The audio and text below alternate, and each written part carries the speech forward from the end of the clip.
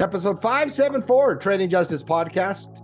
Macro Moment is the title of the podcast, and we are certainly dealing with a macro moment as we have an attack on Israel from Iran. We have inflationary data that is hot. We have volatility in the market in the midst of the start of earnings season. We are going to break it all down for you in this podcast. And Matt, I don't think the Masters qualifies as a macro moment. Certainly does. But for some individuals such as yourself doing a podcast on a Sunday in the midst of the favorite sporting event of the year for you, well, I know I appreciate it. I was almost be like, man, let's just skip this week. Matt, if there was not a lot going on in the world, this podcast may never have come into an existence. Well, it would have came into existence. It just would have came into existence on a Monday afternoon, not a Sunday there.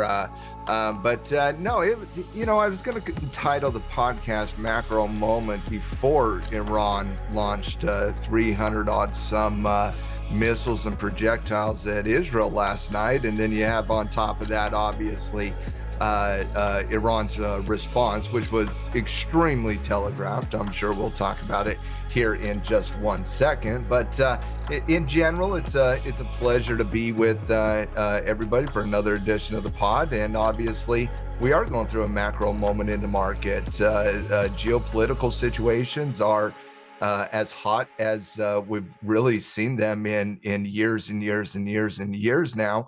And that's on top of obviously a macro conversation in the financial world as well, with both the double dip inflationary situation as tied to the CPI and PPI report this week. We'll talk about that, but also the kickstart to earnings season. Whenever you go into earnings season, you start having macro conversations, especially at the very beginning of earnings season. And so you got earnings season kicking off. You got a double dip inflationary situation happening with the CPI report and PPI report. And obviously you now have Israel and Iran in direct conflict. And, you know, Mark, I know you want to give an update here, and I'll stop talking so you can.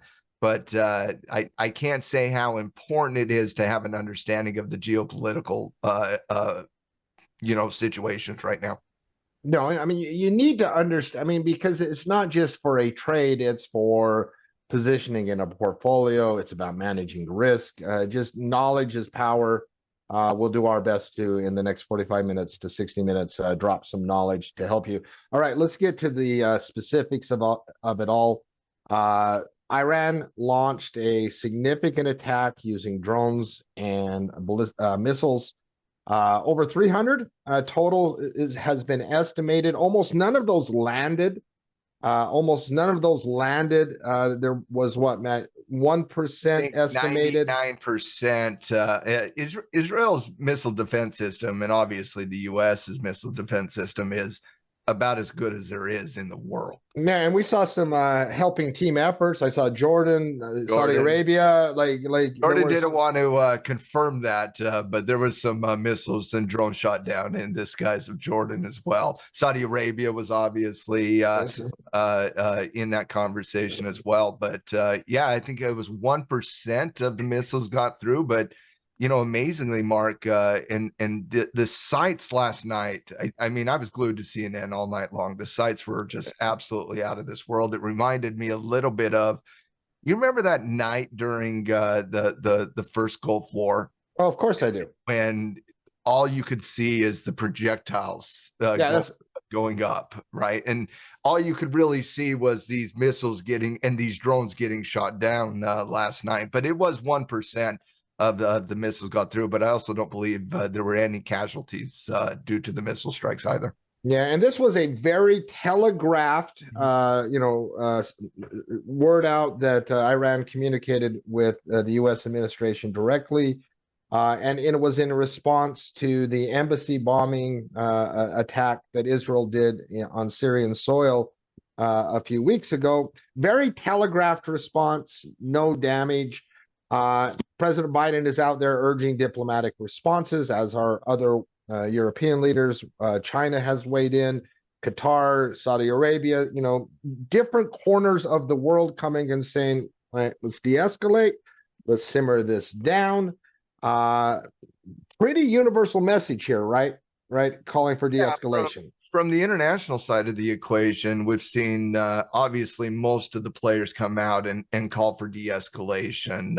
Obviously, and the U.S. has stated already that they are not looking to take aggressive action against Iran. It's obvious that Israel is going to respond. I think the open question is, what is that response? And is that response seen as an escalatory response or a de-escalatory response?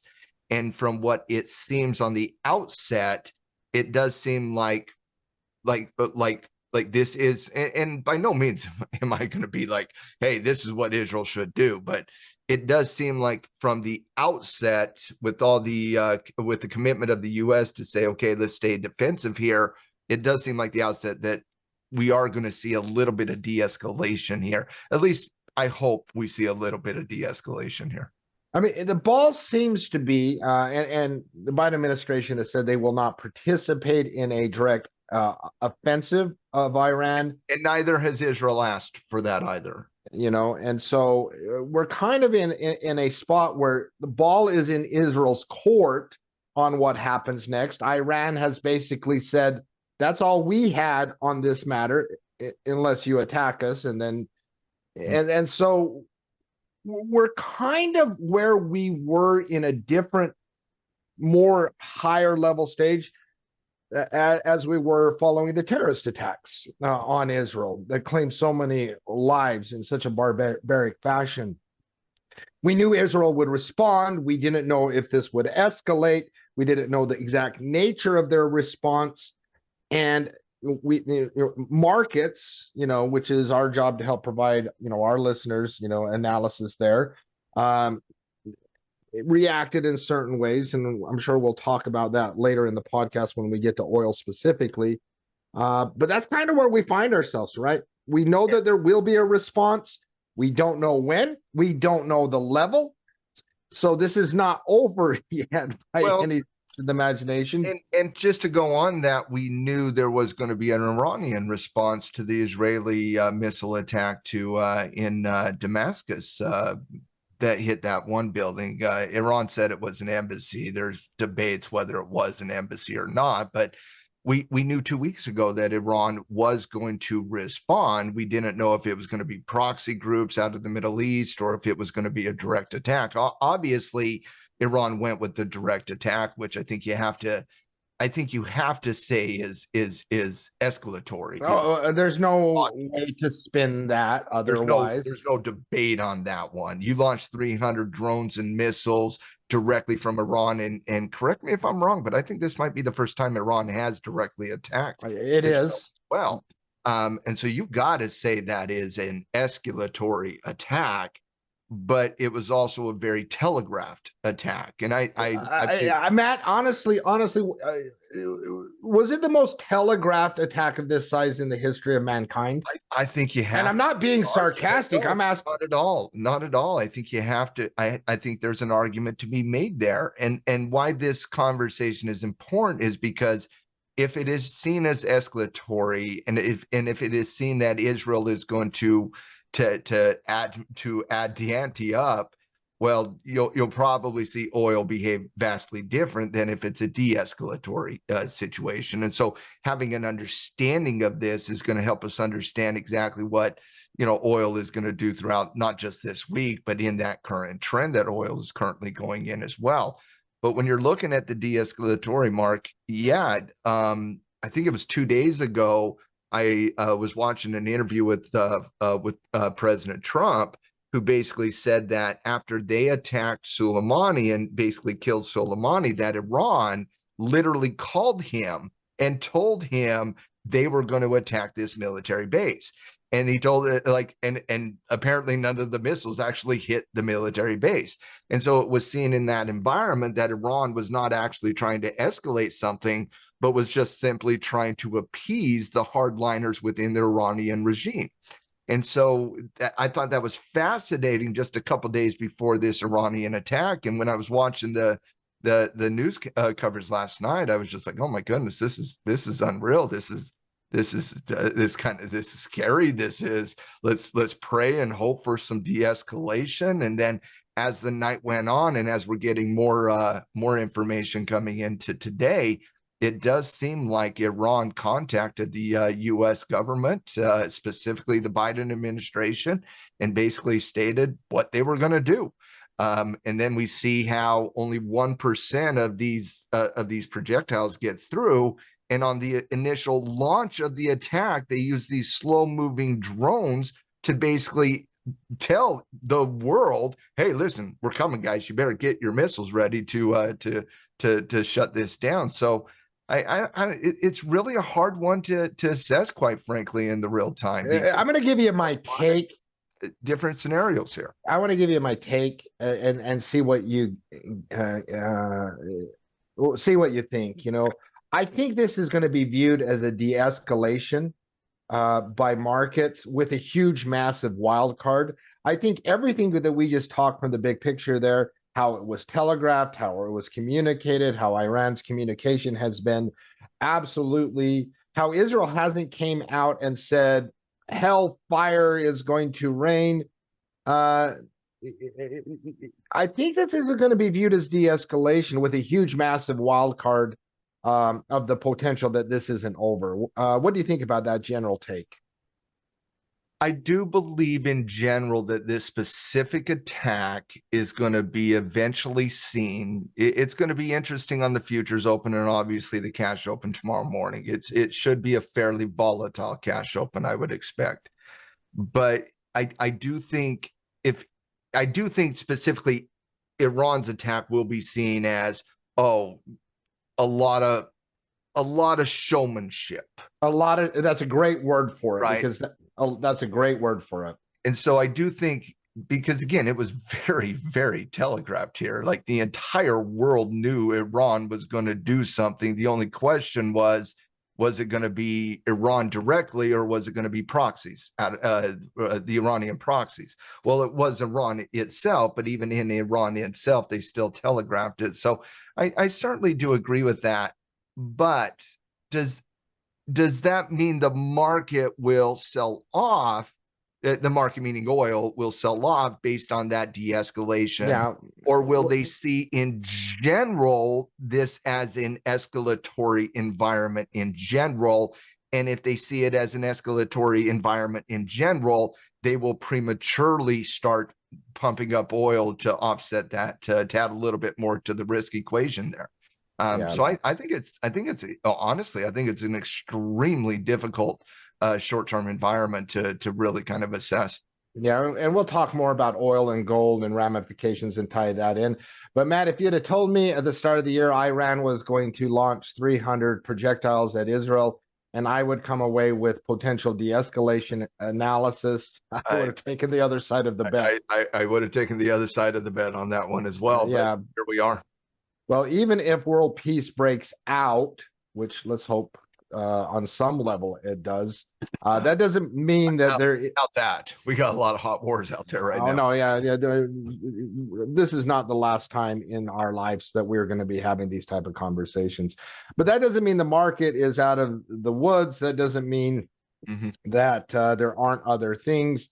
In any other week, the inflationary data that came out, something that on this Trading Justice podcast, we have chronicled. If you are just watching us for the first time, we have been doing podcasts on inflation and the Fed and what this means, not just today, not just tomorrow, but for your portfolio in the coming years, if not decade, over the last few months. We've highlighted this. I encourage you to go. Current one. We've been saying own gold due to currency devaluation since 2013 in this podcast. Yeah, so catch up on those last few if you want, because we're not going to recap the whole argument here. But I do want to spend a few minutes because, Matt, CPI came out. It was hot. There wasn't a lot of room to hide in that report. The next day, PPI came out, and while it missed expectations, did show increases, and there was some tomfoolery in the numbers, or it would have been even hotter. But Matt, hot numbers in January, hot numbers in February. You showed particular concerns as those were developing over the last few months. Well, we're not the only ones talking about it. Everyone's talking about it. In fact, you got propagandists out there like Tom Lee and Jim Cramer talking about how awesome this CPI report was because, hey, if you look at this sub measure, this means that go buy stocks, right? But needless to say, outside of that select group of propagandists, and that's what they are, uh, people are now paying full attention to inflationary data, aren't they? Give us the numbers. Give us your take. Yeah, I mean, you kind of nailed it there. I don't know how you could parse out of the current CPI report the positivity angle that some in the market tried to put out there. The simple reality, and let's go to Forex Factory here very quickly so that we can show the visual of the actual CPI report. But when you're looking at the CPI report from last week, the last week numbers came in at 3.5% against the expectation of 3.4%. Now, that's a slight miss on CPI. Well, slight B, but it's going to be a miss for the market. It's a slight miss on the inflation. The market was wanting a less inflation than 3.4%. It came in at 3.5%. But I want to be very clear on this. These are the games the market plays. Remember, we can look at the expectation and the market compares everything to the expectation. But when you're thinking about the double dip inflationary conversation and inflation in general, inflation is not a the number one thing that frustrates me about the inflationary conversation is people don't understand inflation is about the slowest moving beast that we break down from an economic perspective. It is extremely slow to build and it is extremely slow to come out. It takes a lot of time to build and it takes a lot of time to get it out of the equation unless you just remember that Monty Python skit where there's the guy running from a long ways away and there's the couple soldiers there looking and they sit there for like 45 seconds in the movie and they just watch him get closer and they watch him get closer and then when it's upon them they're like, hey. It's that's inflation, right? But when it hits you really, really, really hard. But again, my point is the CPI report came in above the expectation, but it also saw a sizable shift up from last month as well, when we were dealing with 3.2% year over year numbers. Now we're dealing with 3.5% year over year numbers. It's certainly trending in the wrong direction. And then when you're looking at CPI report itself, came in at 0.4%. Expectation was on that 0.3%. So when you're looking at the overall headline numbers, I think you got to be very concerned on the inflationary side of the equation. It's obviously going to tap out the monetary conversation in terms of the amount of interest rate cuts that the market is expecting. And even outside of the CPI report, the super core CPI is currently going at 5% year over year mark. And so inflation is absolutely trending in the wrong direction. And the CPI report was the third month, not the first or the second. This is the third consecutive month we have been concerned on the CPI side of the equation.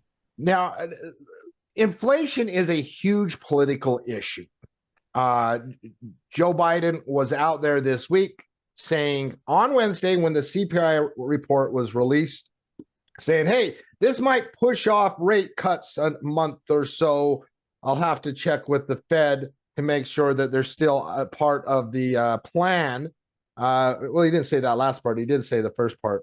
But it's a huge political issue this year, and it is going to get a lot of attention, not just from economic left brain nerds like yourself, but market participants everywhere.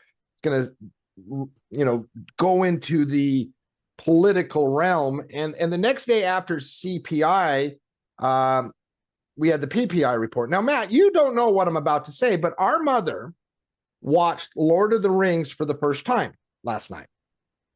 For the very first time, our mother watched Lord of the Rings. True story.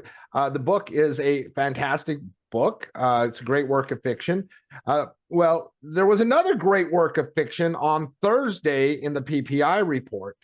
And, I'm going to just break it out here, no holds barred. Matt, tell me how Okay, first of all, I want you to tell me why the PPI report missed expectations just by the numbers. Tell me how that's humanly possible that that occurred, and give me a causal explanation. Well, the actual numbers on the PPI report, if you want to just look at the raw numbers, they did come in at slightly under the expectation. The expectation was 0.3. They came in at 0.2.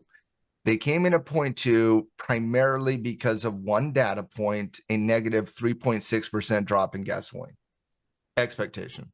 That's great. I paid less at the pump last month. That is fantastic. Well, that would be the CPI report that you paid less at the pump. The PPI report is the producers. It looks into the future. Well, if I was a producer, I paid less. I'm sure they're happy. Yes, that's what this report is suggesting, is that producers are paying less than the CPI report is currently, which means over time, the CPI report should come down if the PPI report is accurate. But we know that it's not. No, it's completely made up. I don't have an answer for you on the other equation because Mark, it's really, really simple. Oil is up. Gasoline is up. Gasoline's actually up higher, a bigger move in the month of March than oil was. Yeah, both gasoline and oil are up and trending up. Gasoline, I think, was up 6% in the month of March, for example. I don't know how producers are paying so much less versus what the spot price of gasoline and crude oil are doing itself. That's some magic math. That's what that is. Now, the magic math here is what happens in these economic reports, and oftentimes nobody ever realizes it because it's just done at the very, very, radical levels of it. But this one was absolutely amazing. Seasonally adjusted that phrase needs to be killed from the financial language. It's simply used to eliminate certain things you don't want to see in the data. And so what they did is they basically did a seasonally adjusted on gasoline, and somehow they went from a 6% upward movement in price to a negative 3.6%. And the reason it's magic math is there's not a consumer or an individual in America that will ever feel that, because it's not actually a true statement. Because it's not real. It's not real. And so these reports, like that's just absolutely outlandishly. And again, I'll be clear on this.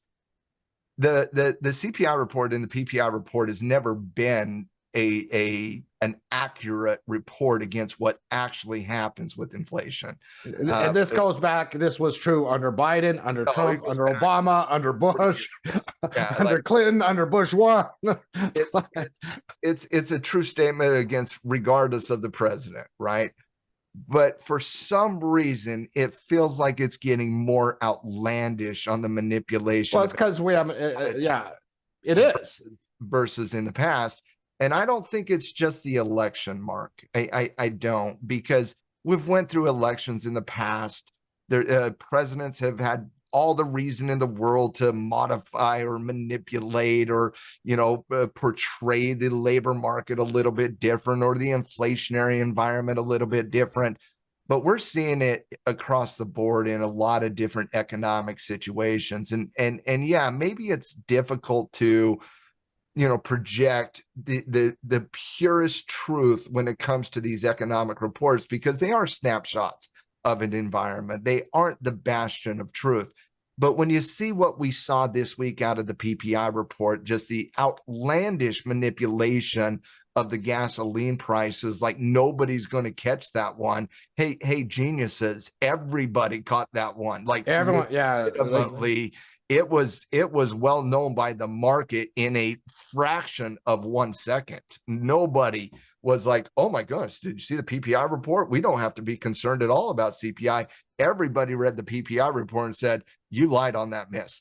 You lied, turning us into a banana republic. At least lie on the car insurance rates, where people would have to go digging deep. And then by the time they figure it out, it's been 3 weeks and you've already moved on.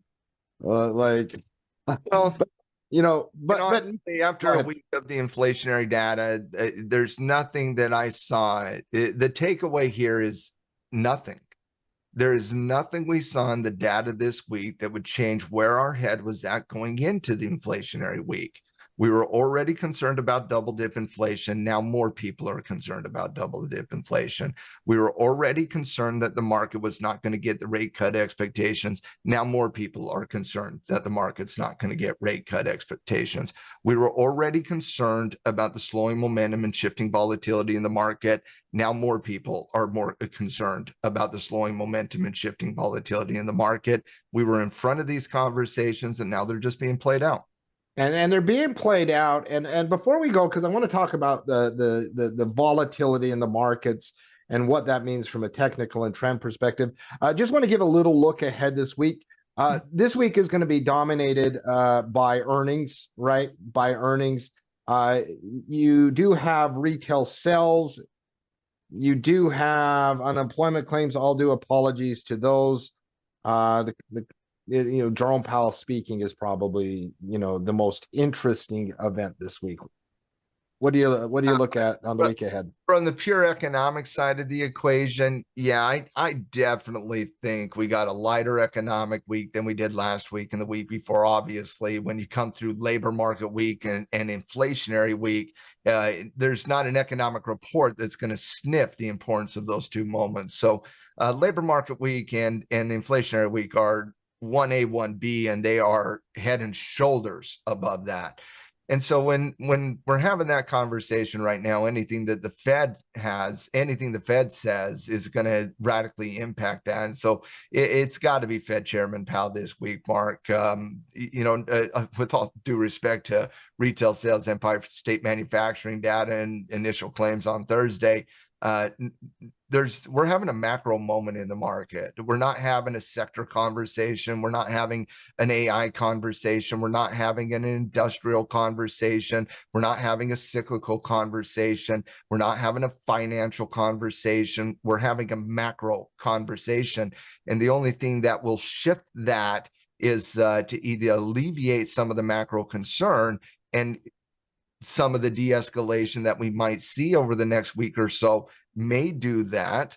And number two, as we start getting into earnings season and we start to hear from these corporations about how they're doing in the current environment, that's going to radically shift the conversation as well. And so, I think the most important things to look forward to this week is Fed Chairman Powell, obviously the Israeli-Iranian situation to see if that escalates or de-escalates. But it's hard to plan around that one, though, isn't it took 2 weeks for Iran to respond. It might take days, if not weeks, for Israel to respond. And Israel's going to respond, but it's still like, even if they respond, you could see their response as a de-escalation. Exactly. Right? Yeah, right. Like, there's a lot of variables there and uncertainty there. So we certainly need to see that one. So the ones we know, I would say Fed Chairman Powell, but I don't think anything's more important than hearing from the companies this week and the continuation of the Kickstart earnings.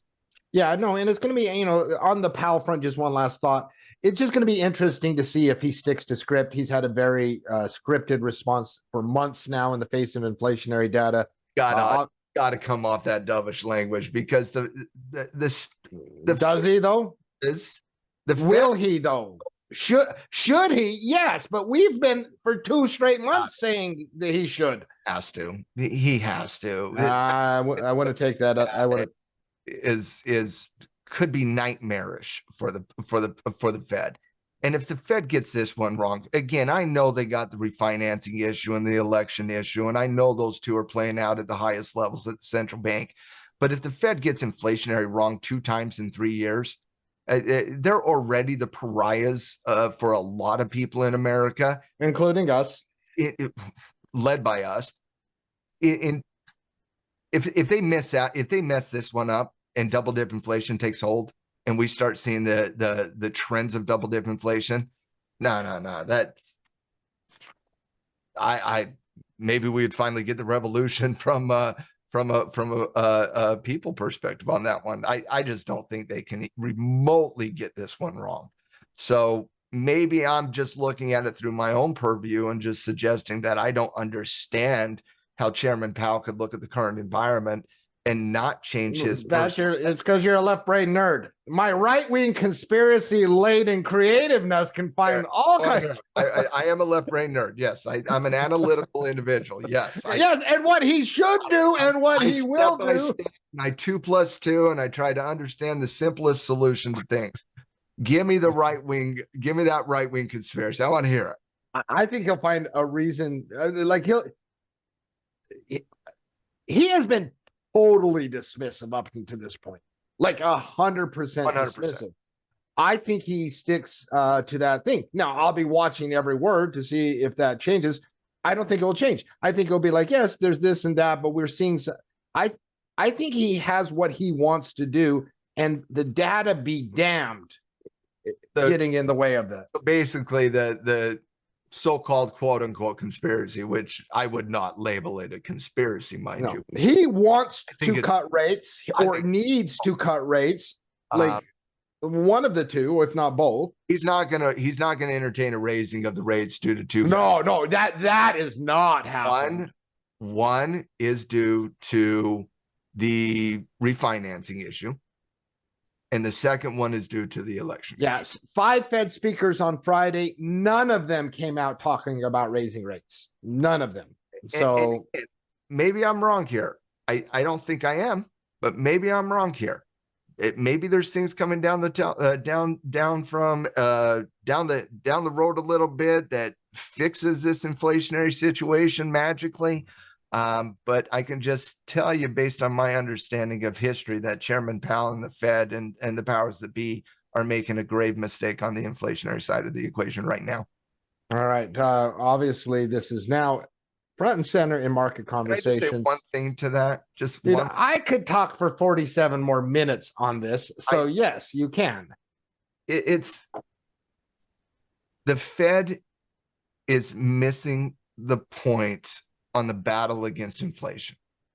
It's not a short-term battle, it's a long-term battle. And if the Fed's going to mess it up right now and put the short-term in their priority of importance, refinancing the election, inflation, that's how I see the priority of the Fed right now. I would agree with that, actually. Okay? And the priority should be inflation, refinancing, election. If that's the only three things. I agree with that, obviously. And that's the mistake the Fed is making, is they're putting the refinancing situation and the cost associated to the refinancing situation, which could be north of $1 trillion, in front of the inflationary backdrop. But the problem is, on the inflationary backdrop, you run the risk of wiping out trillions of dollars in wealth because of your mistake on the inflationary side. So they're putting a short term in front of the long term, and I think that's a grave mistake. Let's shift over to volatility that we've seen in the market, because that's a good mic drop. Move on to the next segment. Moment. Well, needless to say, you don't have to be a master technician to say that chart doesn't look like the chart in the previous months. What's going on volatility? And there's two things that I think we want to highlight. One, a little bit of S&P over RSP type action, but let's see where you want to go with it right off the bat here. Yeah, in the tackle trading newsletter, which Coach Mark and myself wrote over the weekend, there were 3 topics we kind of selected. One of them was the kickstart to earnings season. The other one was large moats, and you wrote a awesome little brief article on large moats and the importance of large moats in this environment. Definitely check out the Warren Buffett series we're producing on the Tackle Trading YouTube channel as well, called Decoding Buffett, to learn a little bit more about the value side as Warren Buffett sees it. But in terms of the short-term technicals, Mark, I really kind of spoke about it in the newsletter regarding what I referred to as the volatility vortex. I felt was a cute phrasing of it is a cute phrasing, shifting volatility here. But I know you didn't come up with it either. I know you had artificial help in coming up with that. Data is our friend. There's no doubt about that. Data is our AI tool for those that are curious that I, helps us. we like AI tools. Everybody likes AI. Yeah, as well, we should. Oh, I fully embrace using Oh AI. my god! And you are actually getting my stubborn butt to actually embrace them too, and they're pretty cool. They're very cool. But I don't know where I was going with this, but volatility. Volatility vortex. I talked about shifting volatility, and that's how typically I refer to it as is shifting volatility at the top end of a trend. And once again, if you are new to the podcast, my brother has made some amazing shifting volatility calls over the years.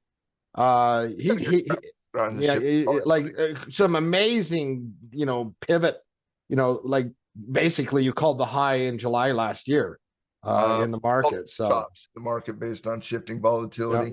So, Shifting all volatility. right, I've interrupted you 3 times now. Yeah, Continue.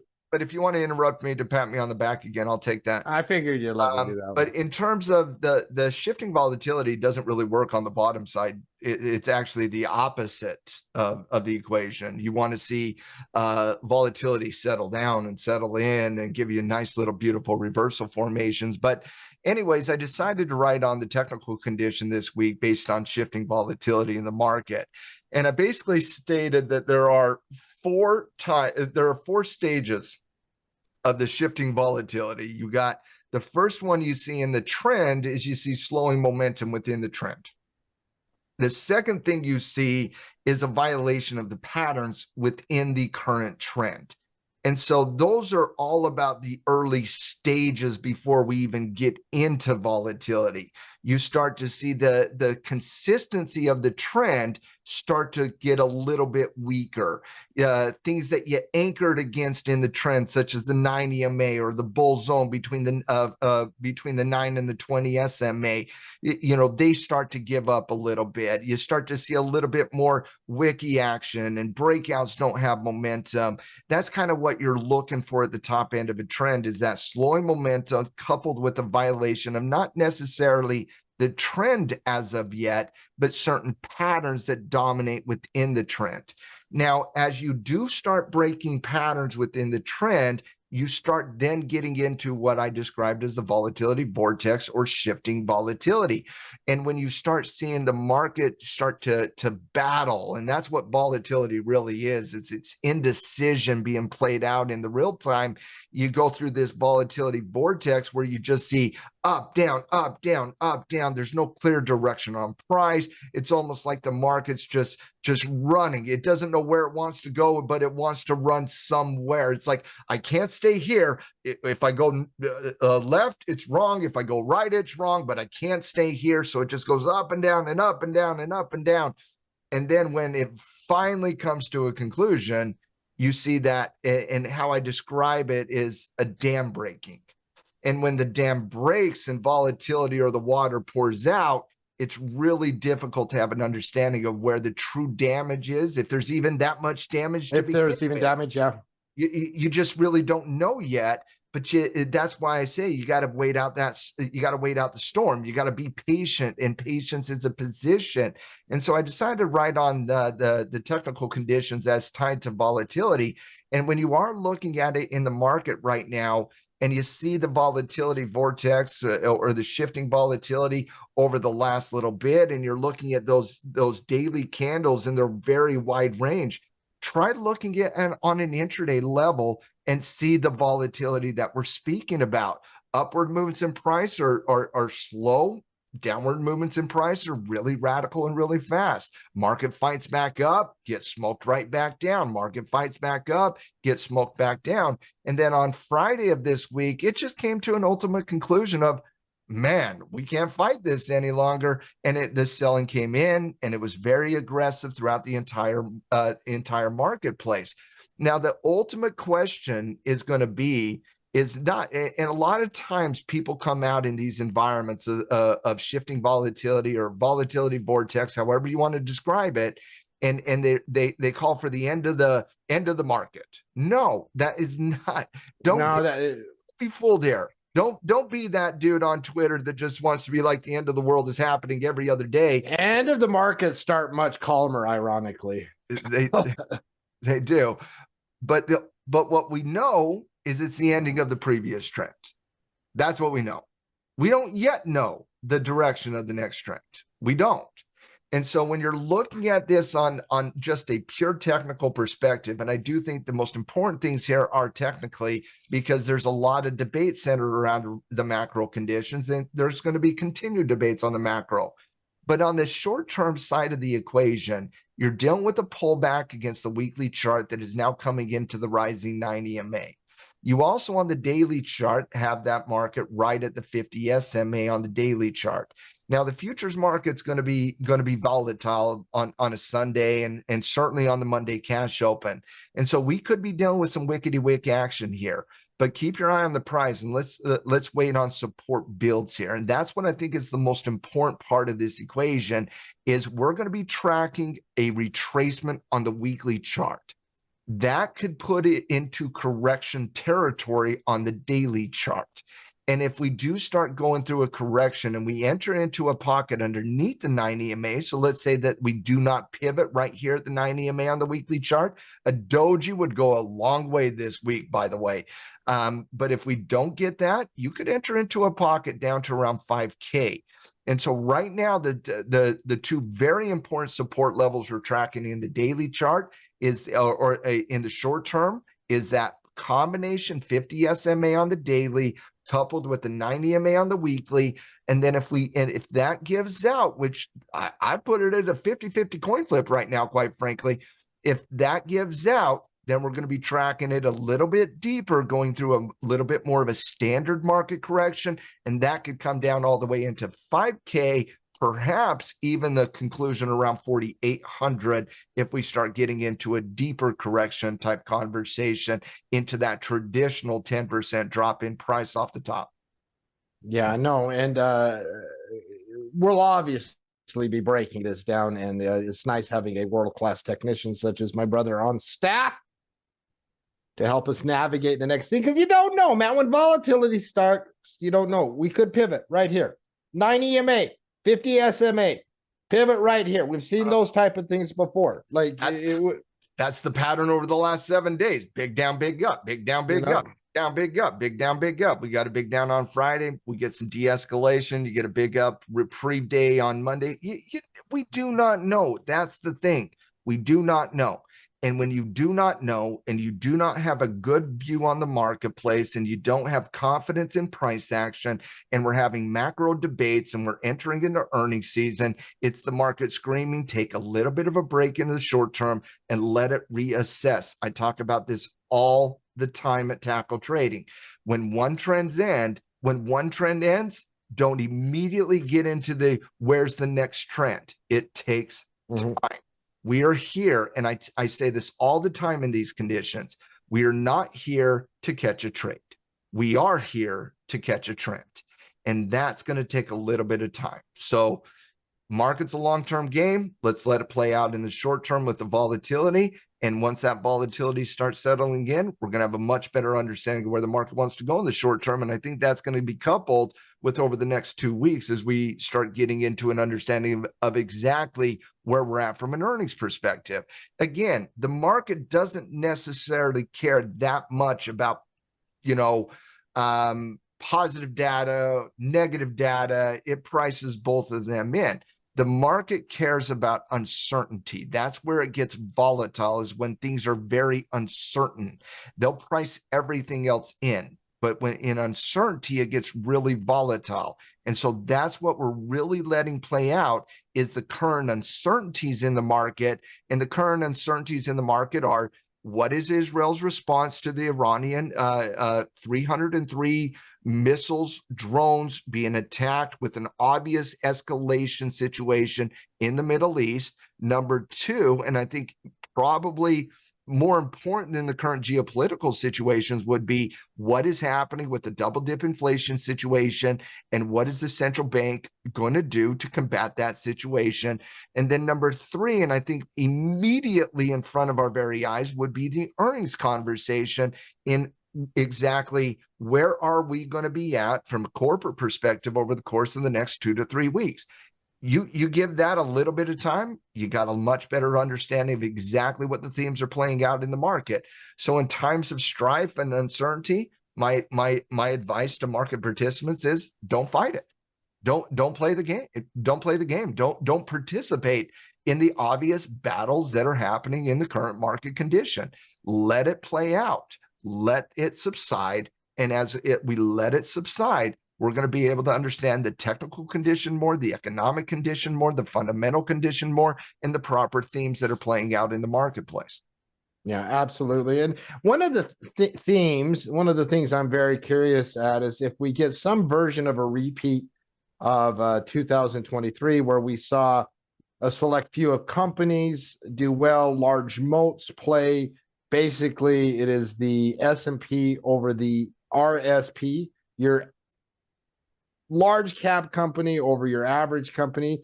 We saw that play out for long stretches in 2023, really long stretches. We only have a couple days data working with this, but it'll be interesting. That's something to track in the coming weeks, isn't it? 100%, Mark. And in the newsletter, you talked about this concept of large moats, and specifically, you mentioned Apple, and you were talking about how the S&P a year ago, when we were looking at that March to kind of April, May timeframe, how the S&P was just going down, down, down, down, down. RSP was going down, down, down, because again, in March, we had the Silicon Valley explosion. We had the banking crisis, start to happen. You had, it feels like a world ago, but we had runs on banks in that environment. And in that environment where the S&P is going down, down, down, down, down, down, what did Apple start doing? Well, Apple kind of gave that nice little double bottom, started moving back up. And so had a really, really, really, really good moment there. And so I thought it was a great call out by you on the moat situation. And when you're looking at the data this week, S&P had a rough week, had a really rough Friday. What did Apple do? Apple actually powered off support on Friday, on Thursday, saw some continuation on Friday. When you go down the board, what's Google doing? Breaking out all-time highs. That's what Google's doing.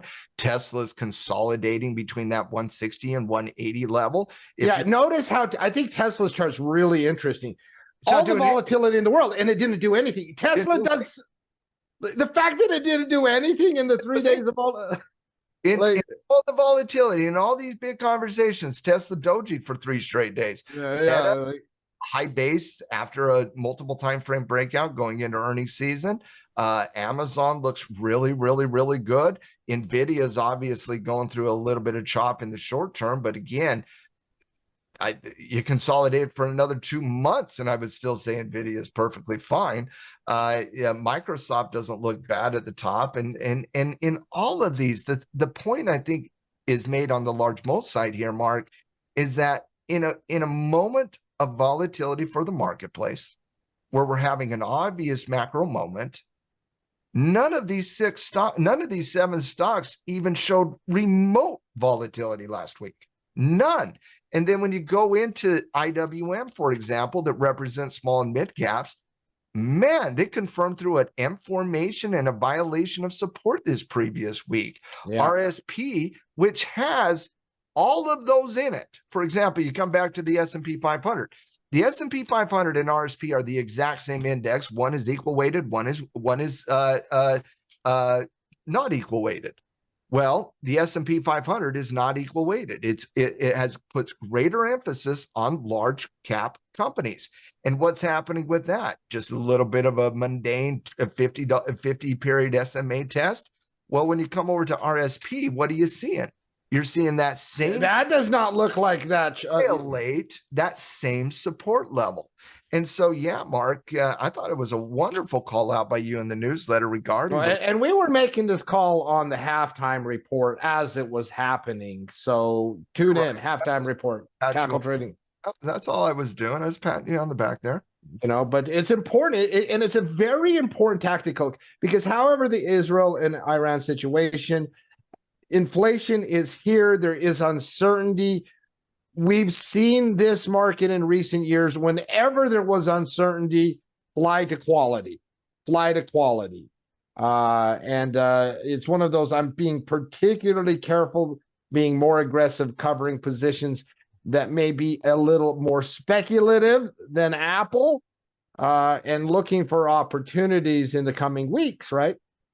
To maybe when I do add things to my portfolio, I just think it's important to keep the powder dry right now. they're going to have big, huge moats. There's going to be opportunities coming up in the marketplace off of this volatility. Keep the powder dry. It's good advice. It's good advice. Let's get to earnings, Matt. Now we market analysis is hilarious. I got a kick talking to you on Friday about how a lot of financial media were being like, JP Morgan's down because their net interest income, and you and I just laughed our asses off. It's funny. Because it's like, bro, that is your take on JP's or that it's selling off on net interest income. Yeah, that's hilarious. Let me get this straight. So within a couple seconds of getting the earnings numbers, the market read through the entire report, broke down all the vastly more important concepts than net interest, and somehow found the one data point that was a negative to justify selling. Yeah. So that's what I'm supposed to believe.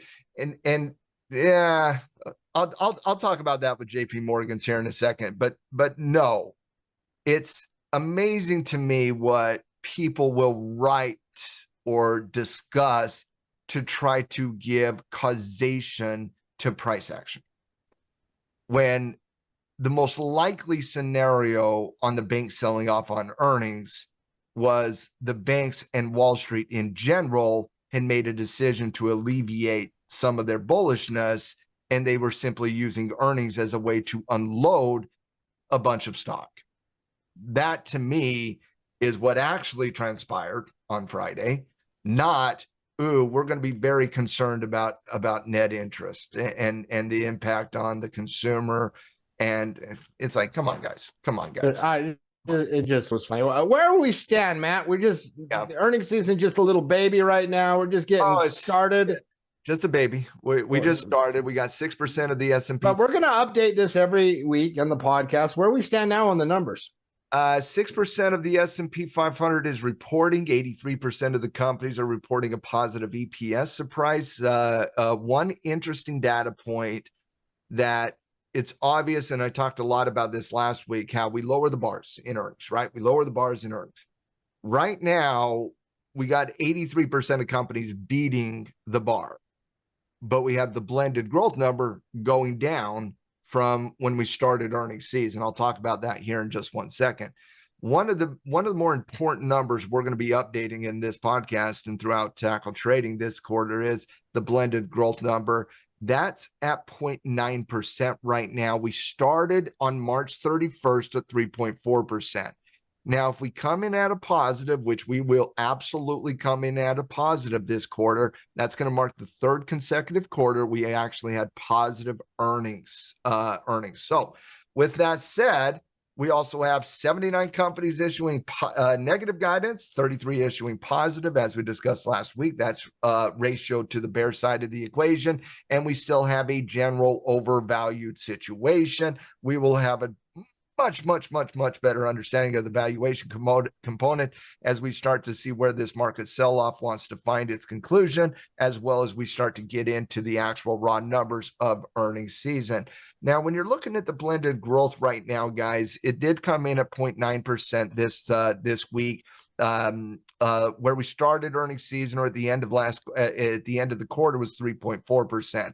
Now, you might ask yourself, how did the blended growth number go down by 3.4% to 0.9% in just 2 weeks when we haven't had a lot of earnings reports, and the ones that have came out have had a 83% beat against expectation?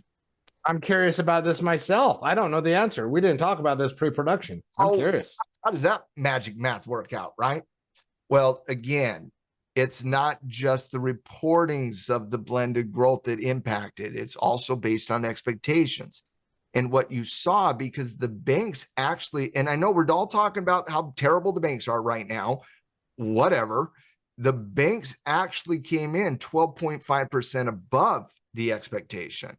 So they and typically the average beat against expectation is about 5 to 7% in the market historically. And so the banks not only beat the expectation, the banks beat the expectation above what historically they beat the expectation at. And so honestly, 12.5% beat against expectation is a pretty decent number in the market for the banks. So once again, how do you get to 0.9 this week? Well, you get to 0.9 this week because you had revisions of guidance in energy, you had lowering of guidance in healthcare, and specifically Bristol Myers cut their guidance specifically. And so healthcare and energy lowering of expectations was what really drove the blended growth number, not the actual performance of the financial stocks themselves. Does that make sense? It does. So healthcare was trying to, because healthcare starts reporting this week, Johnson & Johnson, Abbott Labs, ISRG, United Health. It's a big healthcare week this week. Well, what have those healthcare companies been doing over the last 2 weeks? Lowering the bars of expectations. Bristol Myers, very low bar right now on Bristol Myers. Energy has a little bit of higher expectations, but they lowered the bars a little bit. That's had an impact. I fully expect this to start going up week after week after week. And I also expect us to be above 3.4% by the end of the season. If we just simply go up based on the average beat against expectation, we will be into the 6% range, I would say, as we come to the culmination of earnings season. So if this number is north of 6% by the end of the earnings season, we had a really good earnings season. If it's around 3.4%, it's about an average earnings season. If it maybe even less than average, I would say. If it comes in anywhere close to what the current blended growth number is, we're talking about lower prices than we currently have. Does that make sense, Mark? Yeah, it does. It does. And one of the things I'm curious about too, I mean, I know we're really earning season, but I'm seeing more negative price action than I saw all last earnings season. And I think everyone else is too, right? It's just, it'll be interesting to see if that continues. I think at a minimum, one can expect that you're going to see more companies punished because than you did last if they don't do well, right? Like it seemed like there were some free passes handed out last earnings season. There was definitely some free passes handed out earnings season. We could pay for those free passes this quarter. There's always a payment somewhere somehow. But in terms of the response, I think there was a little bit of an aggressive response against the actual raw numbers and the actual reports here. I would say in general, Mark, the reports we saw this week out of JP Morgan, you also had obviously Citibank report this week. They were wide range volatility. BlackRock, Larry Fink's Empire, they reported this week with a violation of short-term support, intermediate support. That's a nasty violation. Wasn't BlackRock support really good too? Like, wasn't the report? BlackRock's earnings report was one of the better ones of the bunch. They tried to go up on the day. So did Citibank, for that matter. But the market, listen, it doesn't matter the space conversation. If the market's going to get into a macro moment, everything's going to go down in the short term. But BlackRock did have a decent report. None of the financial reports were bad. Like I said, when you have to go to parse so much data to find net interest as the reason you're selling, no. The banks and institutions on Wall Street had made a decision to sell in front of earnings season. That is as simple as an explanation as I can find. It also just so happens to be the most accurate because when you look at JP Morgan, for example, Mark, JP Morgan actually had a good report. They came out with 444 against the expectation of 417. That's a good beat on EPS. They came in at 4.19. Expectation was 41.68. They came in with a beat on revenue. Now, are they so good that I would have a takeaway of, oh man, you gotta rush out to buy JP Morgan today? Absolutely not. But they're also good enough for us to have that conversation. And yet, from the very second the numbers were released, the market was selling off. From the very second it was released. And so, yeah, if the financial media wants to talk about net interest and how it's so important of a metric to really evaluate the banks, let them have that conversation. The real conversation here was the market was decided to sell in front of the actual earnings report. And the ultimate question is this a general market philosophy right now, or is this just simply something as we were going through a lot last week? We had a CPI conversation last week. We're going through a macro moment, and after a really good trend, the Wall Street simply wanted to lock in a little bit of profit. I don't know. We'll have to wait and see if there's any theme. But I do believe when you're looking at J.P. Morgan specifically, and you can go down to even the lowest of the time frame, the very minute that report came out, it got sold, and it got sold aggressively. To me, that decision was already made, regardless of whatever J.P. Morgan or any of these other banks were going to report, but specifically on JP Morgan. Yeah, and when we first started this and saw this on Apple last year, we saw the market take a couple weeks slide. It was very gradual, very methodical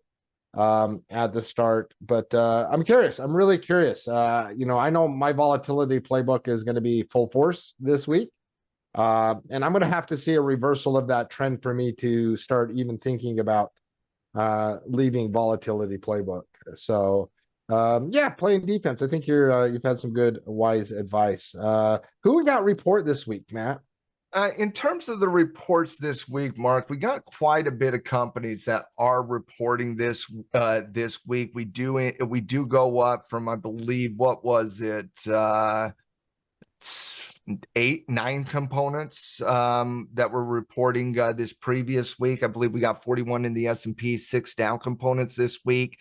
It's obviously going to be Bank of America, Goldman Sachs, Morgan Stanley. We continue the actual conversation on the banking side of the equation. We get into some regional banks. We get into some more insurance companies. Remember, the first week and a half is half of it is all banks. But as you start working into the week and you get into Wednesday and Thursday specifically, you start to get some really, really important names. Netflix, ASML. You start to get into a lot of the healthcare type conversations as well. This is traditionally when Taiwan Semiconductor reports as well, but they're later on this week as well. So to me, I'm not like whatever the financial side of it wants to do. That's on the financial side. I think what's going to be really interesting this week is as we get Netflix, ASML, and Taiwan Semiconductor, how these specific companies behave this week will tell us a lot with where the mentality of the market is. Because if you just have the banks selling on kickstart to earnings, I've seen the banks skyrocket on the kickstart to earnings and us have a bad earnings season. Yeah, it's so often, right? It's many times banks go. They've not been a great tell for the market sentiment. No, it's not, and I want to make sure that we're clear on that because we don't have that read yet, right? But if we have that same situation transpire throughout this week, I obviously will start getting a little bit more concerned about it. Yeah, and and if and also like quality of companies, right? We don't have any of the, what's the biggest company reporting this week? Oh, the biggest company reporting earnings this week. Okay, because we don't have any of the sexy names, right? Oh yeah, to me, you have sexy names. Yes. Okay. Do you have any of the Mag 7 names? Do I have Netflix this week? You have Netflix. You have Netflix this week. So this week, let me get you the largest market cap. I didn't know if it was Taiwan or United. It's Taiwan. Taiwan is certainly sexy. Taiwan, Netflix. Dude, Taiwan, these are supplies all the chips. Okay, AI. Yeah, no, Taiwan is certainly sexy. Okay, Taiwan can be a catalyst stock for this entire earnings season. And that's what I wanted to see also, like to see where, because Taiwan has been a darling, semiconductors have been a darling, but Taiwan specifically has been a darling.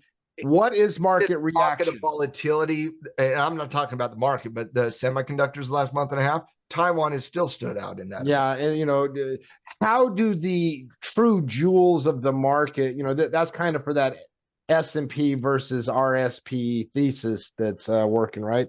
Are the jewels, do they have decent earnings, and do we see different type of price action?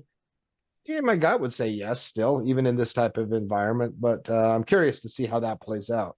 I've seen the next 2 weeks of earnings is the lead in going into Apple, Microsoft, Amazon, and all those. But we're going to have a good understanding of where this market wants to go before then. And this week, again, the banks coming in on on day one is one, but the reports we're getting this week will have a much better understanding of where the market is. Why don't I have Tesla and Netflix on the same week? I like it when they bunch those both together. Tesla, I believe, It's is the week after. the week after, I believe. No, But it is because I usually it's like the Tuesday after this week, I want to say, maybe the Wednesday. I believe me, I would have rather had Tesla this week too. That's in. because I think that would have been a huge clue. But we'll get. I think Netflix and Taiwan provide kind of that market darling, large moat type. Don't sleep on ASML. You That know, they don't get a lot of love in the States because they're a Netherlands company, but they're big into the growth conversation as well. trust the Dutch. Yeah. All right. That's what I heard. All right, let's get into let's talk some gold, Matt. Whenever you have geopolitical war specific headlines dominate, and for me, this complicates the short-term price action, right? Like I know I want to own gold forever, right? I'm kind of frisky on oil, but for oil, even more than gold, I'm like, are we going to have algos just take over again? And when I say what I'm referring to is after the Israeli attack, we saw the lack of World War III manifesting itself immediately cause a downtrend to occur in oil, right? Well, we also have a double dip inflationary conversation then as well. And so But I yeah, don't it's hard to assess that one. I don't like war atmospheres from a human level, but as a market participant, I don't like them in commodity specifically because they can complicate the price action. Very sensitive to these conversations. It's especially in the immediacy of it. Things get settled down pretty quickly, but in the immediacy of it, it's an extremely volatile situation.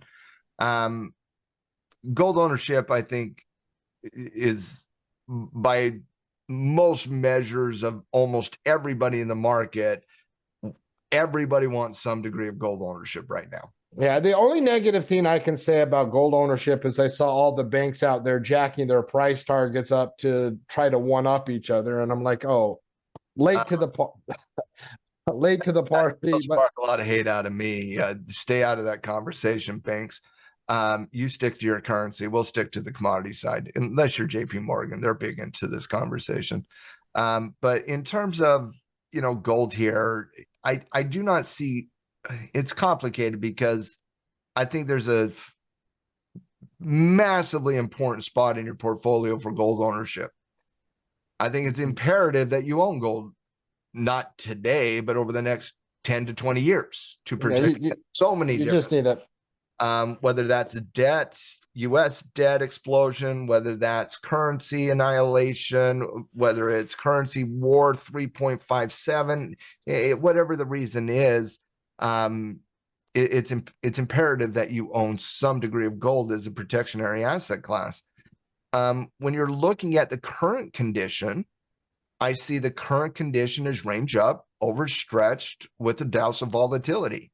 And the last time we did this, one thing I'd love to do is go back in history to see the last time we saw current technical conditions that remind us of the current condition to remind us of the past. You got a very similar situation as we came into early December last year. where you came off that, that 2K level, and you broke out of that 2K level off that cup and handle. We had dialed that in, and then all of a sudden it gap and just ran. And we were all talking about the 2K breakout and the importance of the 2K breakout, and the development of the patterns that we needed to see to have that sustainability argument above 2K. And anybody that's listened to this podcast for a while, or the halftime report, knows the conversation we were having back in the fourth quarter of last year on gold. And then it went parabolic and got out from under itself. And I remember on the Sunday futures open, it just went up, got smoked back down, carried the big wick, and then came all the way back down to 2K. These types of conditions, when you see the algorithm response and then the massive wick, typically has a tendency to flatten out the trend. Maybe not reverse the trend in this situation, but it certainly has the ability to flatten out the trend. Now, the Israeli situation certainly is a variable that I would like to see from a price action perspective. But in terms of the overextended, increasing volatility at the top end of a trend, I'm not going to like that in any condition, Mark. No, you're just not. My favorite instruments in the world. Love it. Love it. But I'm always going to hate a price action at the top end of a range going through increasing volatility. And if I'm going to be accurate on that, and I do think it's important to be accurate on these things, if you're going to hate shifting volatility at the top end of an S&P 500 trend, if you're going to hate shifting volatility at the top end of a currency trend, you got to equally hate it on an instrument that you absolutely love as well. Yeah, no, it's just that simple. And the thing about it is,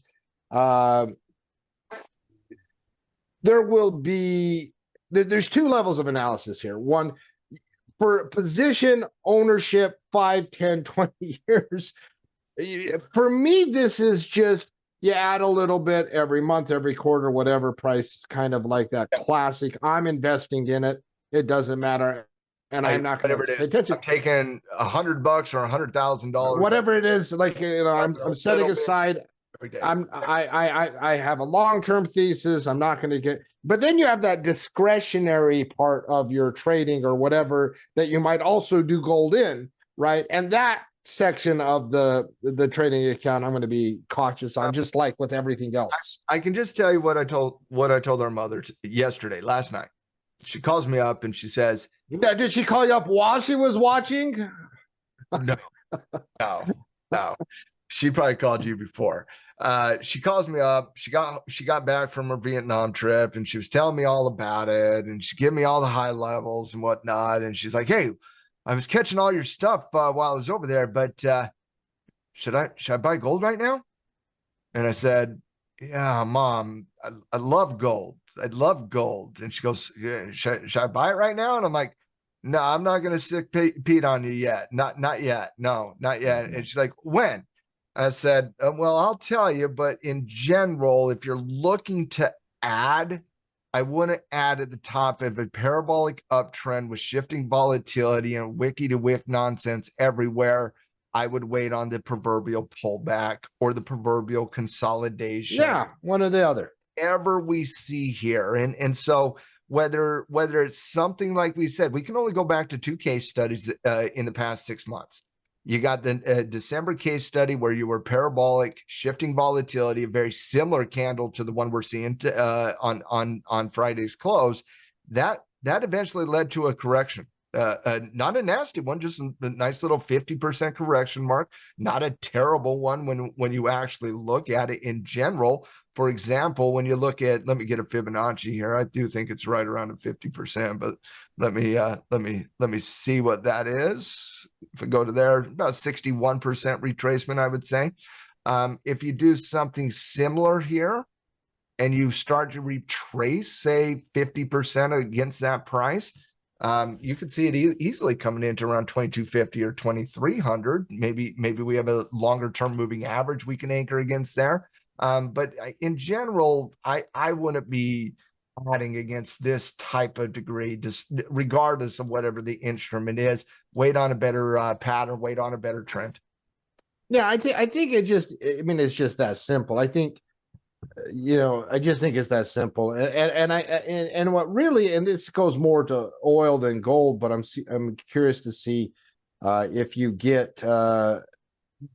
I cannot get out of my head, Matt, the terrorist attacks and how it resulted in an algo feeding frenzy on oil for 2 straight months, right, where they just seemingly took every headline they possibly could and just drove down price on it. They drove down price on it. Now we're not quite as high up as we were when that occurred on oil.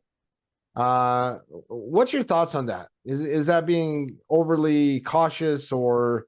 Um, is this the same environment? That was the de-escalation because Iran didn't get directly involved. Now it's is it de-escalation because Iran didn't actually cause any significant damage and Israel doesn't escalate?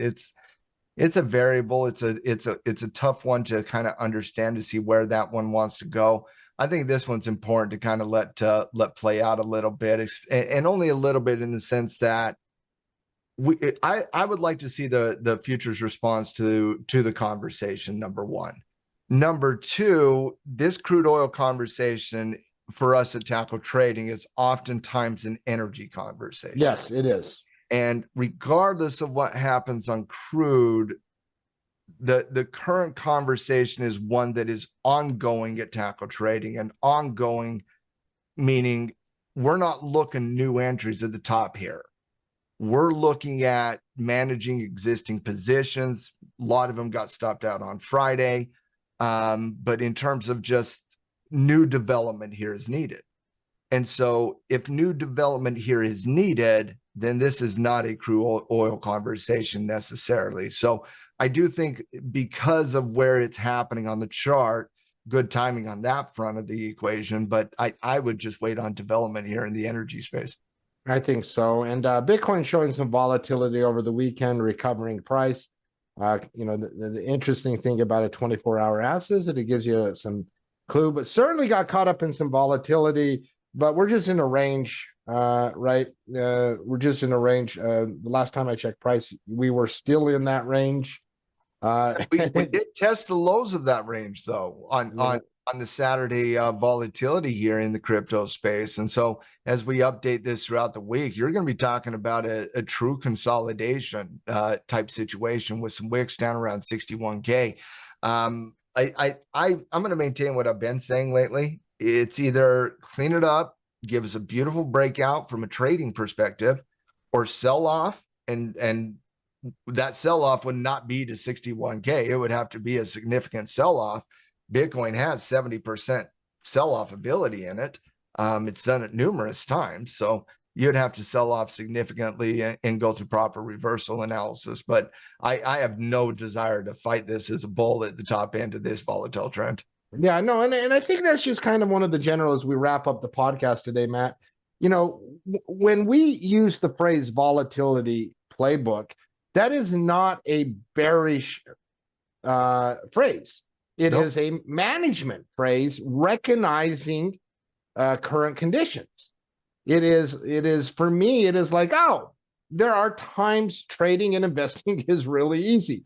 We have had some of those stretches over the last 6 months. There's been some amazing stretches. There are going to be some amazing stretches in the future. Volatility playbook to me just says, all right, there's some changing conditions. So let's not try to be the like pinpoint the exact moment anything. And I love how you paraphrase that. We're trying to catch a trend. We're not trying to catch a trade. And so that's kind of where I am in just about every area of the market, gathering information as we start the week. Volatility playbook is simply an understanding and a step-by-step process and how we get a little bit cautious and conservative in times of uncertainty. And a lot of that times of uncertainty is being patient and letting the volatility play out and not pushing the agenda too much. Yeah, I know it's just that simple. But well done, brother. Well done. I enjoyed this podcast with you. Wrap us up. Give us some final thoughts. Send us out. Yeah, if you love the podcast, best way to support the podcast is either give us a like and share there on YouTube, or if you want to head over to iTunes and give us a nice little review on iTunes, that would be very, very amazing. So appreciate all the listeners out there. Thank you so much for being the best part of Trading Justice and Tackle Trading. And if you are looking for an amazing community of like-minded investors helping each other navigate the financial world together, that will always give you the education plus a little bit of the application, head over to tackletrading.com, sign up for a free trial membership of the Pro membership, and that is a 15-day free trial. And the first thing I want you to do is check out that Tackle Trading newsletter. We're trying to get that newsletter to the point where, you know, we put out a lot of content at Tackle, and our podcast certainly. We do a daily show on YouTube. We do daily shows within our Pro membership. We do nightly shows in our Pro membership. We do newsletters and reports, traders reports. We have systems, you name it. But the first thing I want you to do is check out that Tackle Trading newsletter, because we're trying to make the newsletter to the point where if you do not have time to do everything else at Tackle Trading, but you want to stay apprised of everything we're talking about on a week in, week out basis, and stay apprised of the major situations that are happening in the market and get that type of analysis, that's what the Tackle Trading newsletter is all about. So that's for the Pro members. So definitely head over to tackletrading.com, be a Pro member, and we'll see you in the community. But outside of that, I hope everybody has a wonderful, wonderful week, and we'll see you in the next podcast.